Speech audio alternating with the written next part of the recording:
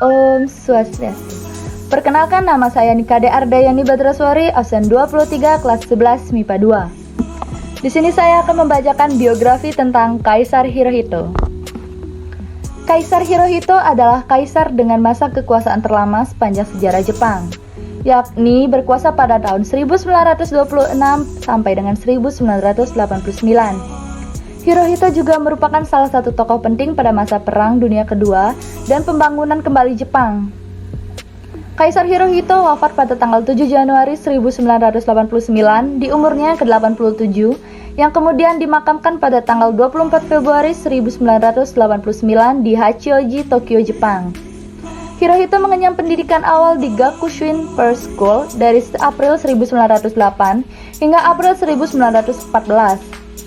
Kemudian mendapatkan pendidikan khusus untuk putra mahkota yaitu Togu Gogaku Monsho di Istana Akasaka dari tahun 1914 sampai dengan Februari 1921. Mendapatkan karir sebagai letnan and subletnan 9 Desember 1912 pada Angkatan Darat Kekaisaran, kapten dan letnan pada tanggal 31 Oktober 1916, mayor dan wakil komandan pada 31 Oktober 1920, letnan kolonel dan komandan pada tanggal 31 Oktober 1923, dan kolonel dan komandan Angkatan Laut Kekaisaran atau Kaigun pada tanggal 31 Oktober 1924. Ia diangkat menjadi putra mahkota secara resmi pada tanggal 16 November 1916. Pada masa ia bertahta, Hirohito menyaksikan pertentangan di dalam negeri dan peperangan yang diawali dengan kericuhan di dalam negeri. Dampak pertentangan selang kumpulan moderat dengan golongan kanan, ultranasionalis yang disokong militer, khususnya Angkatan Darat, sebagai daya besar pada ketika itu. Belakang suatu peristiwanya, sejumlah pejabat tinggi, pengusaha dan tokoh-tokoh penting negara terbunuh, dan puncaknya adalah insiden militer 26 Februari 1936 yang dipimpin oleh Letnan Kolonel Saburo Aizawa serta 1.500 prajurit. Peristiwa ini juga melibatkan Pangeran Yasuhito Chichibu, sehingga Kaisar Hirohito sendiri turun tangan dan memerintahkan pasukan angkatan bersenjata kekaisaran untuk menyelesaikan hal ini dan memastikan loyalitas dari seluruh keluarga kekaisaran.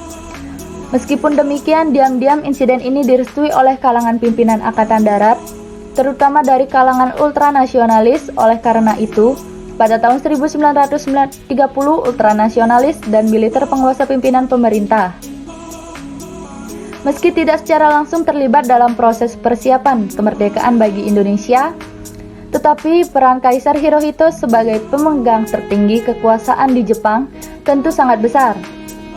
Kaisar Hirohito adalah penentu akhir terhadap segala keputusan atau kebijakan yang diambil oleh Jepang, termasuk keputusan pemerintahan, pendudukan bala tentara Jepang untuk mendirikan Dokuritsu Junbi Kosakai atau BPUPKI, Badan Penyelidik Usaha-Usaha Persiapan Kemerdekaan Indonesia. Tanpa restu Kaisar Hirohito, BPUPKI tak akan bentuk dan jalan Indonesia menuju kemerdekaan mungkin akan jauh lebih berliku. Meski demikian, kemerdekaan yang diraih Indonesia bukan hadiah dari Jepang, melainkan hasil perjuangan yang panjang.